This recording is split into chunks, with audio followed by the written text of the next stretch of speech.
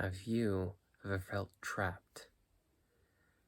Welcome to Shut Eye Theater. I had a crazy dream about a house that trapped people inside for revenge. See, a long time ago, this house, it was built by a loving couple. They wanted to fill the many rooms they put in this house with their own family, looking forward to having kids. They made this house beautiful, welcoming, and warm. Unfortunately, as they built it became evident that they might not be able to keep it. You see, what happened is as they built it, they made it beautiful, wonderful, and people around got jealous. They built this house with their own two hands, with the lumber they cut down themselves, and others felt that they deserved it and wanted to take it away from this couple. The house itself was so happy to be with this couple, wanted its rooms to be filled, wanted to hear laughter in its own halls. It did what it could to make the couple happy, staying warm during the winter, cold during the summers, and keeping all the critters out. But as I said, it was never meant to be. Once they were finished and how luxury the house was, greedy people started a mob saying it was unfair that this couple had this house. For fear of their life, the couple took what belongings they could, packed up, said their farewell to the house, and left. The house was devastated, heartbroken even. But it tried to have an optimistic view and opened its doors to the new owners who might come in next, hoping that maybe it'll still get its dream of kids running through the halls. Unfortunately, no. Only the mob showed up. Anger that they were not able to catch the couple decided to destroy what they could. In anger that they weren't allowed to have this house. And since only one person could have it, they didn't want it to be nice for them. So, they did damage, they destroyed, they plundered. This beautiful house that was meant to raise a family was all of a sudden gone. Damaged, hurt. The house didn't know what to think. It shut its doors, closed its blinds, and vowed to never let anyone have it again. Years later, finally, when a couple finally was able to come and take ownership of this property to fix it up, make it available for others, they turned it into a hotel. They even renovated it a little bit, fixed it up. But as they went to go collect rent from many hotel visitors, they found that every time their rooms were cleared, the beds were made, and no one was there. Confused, they tried to figure out what was going on. But every day, no one paid. But as they go out to the stable, they found the horses and the carriages still there, and even the luggage out on the front porch after the persons or people were not able to be found. As I said, the house wanted revenge. Any new people that came never left again, never was heard from again.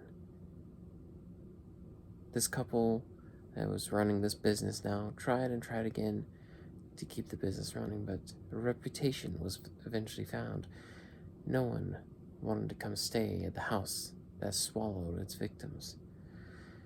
Still confused of what might have ever happened to these people, no one ever knew, but the house stood vacant for years and years, went up on the market time and time again, till finally 100 years have passed.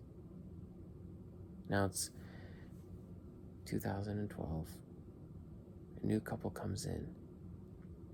This couple wanted to renovate it, make it available to the public, and banking on the creepy, old ghost stories that came along with the house, banking it'd sell.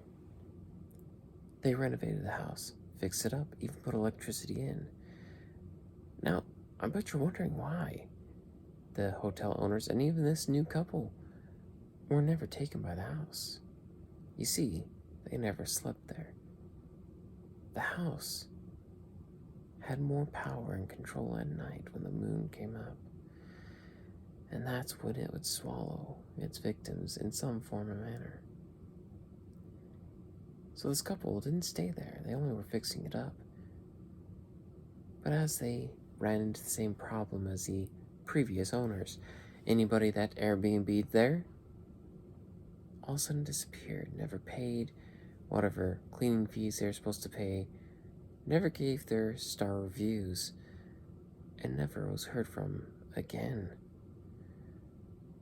Eventually, they were forced to shut it down with litigation and charges held up against them, but no evidence was able to be found against this couple. They abandoned the property. They couldn't even sell it.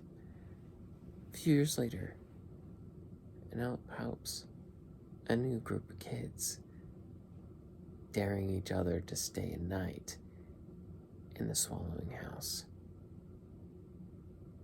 This is where I followed closely, curious to see what happens. I was not one of the kids, I was just observing. I went in with them. They went into a room, stayed the night, dared each other to go to sleep first and be the one to disappear. So they decided to stay awake, playing games. Electricity was working for some odd reason, even though no one's been in the house for years.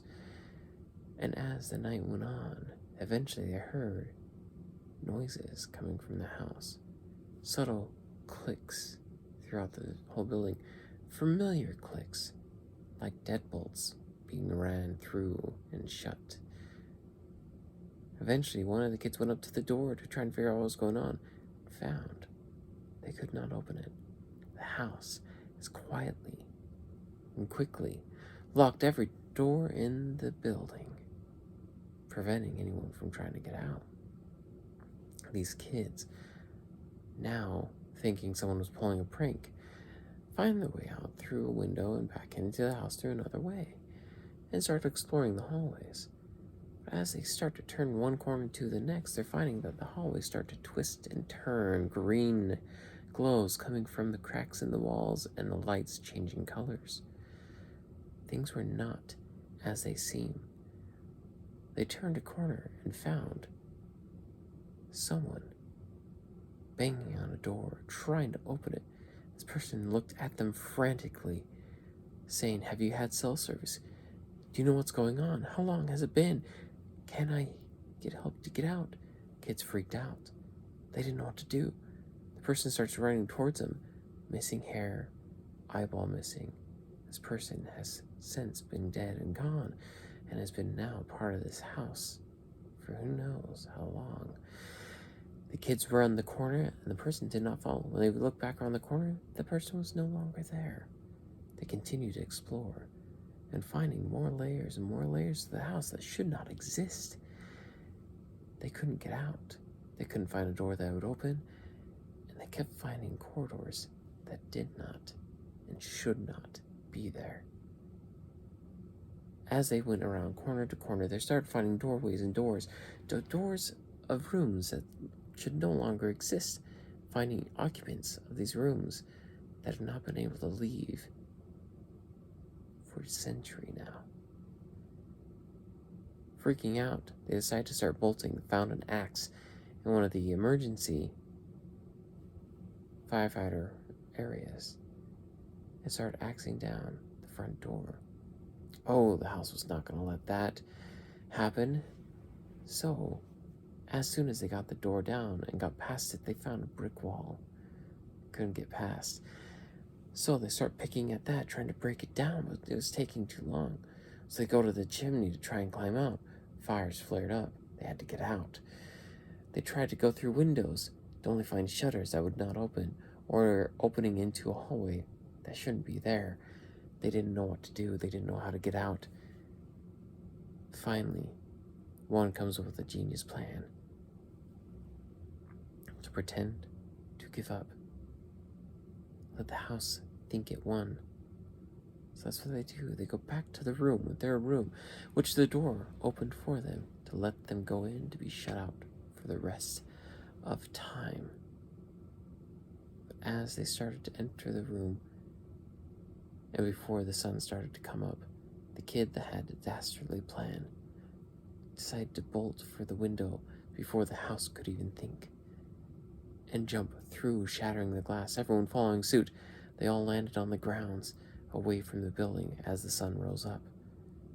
And as the sun rose up, this warping and twisting building settled down into its calm manner of no one ever being there. They looked back at the window that they just jumped out of, finding it to be whole.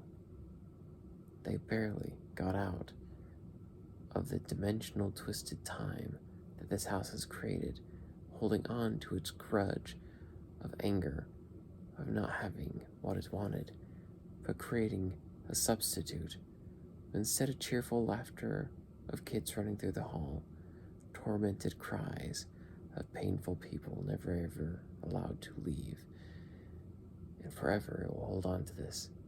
These kids went out to warn the people of the town, finding that no one would listen, no one would believe them. It's just a ghost story, building that was forgotten with time.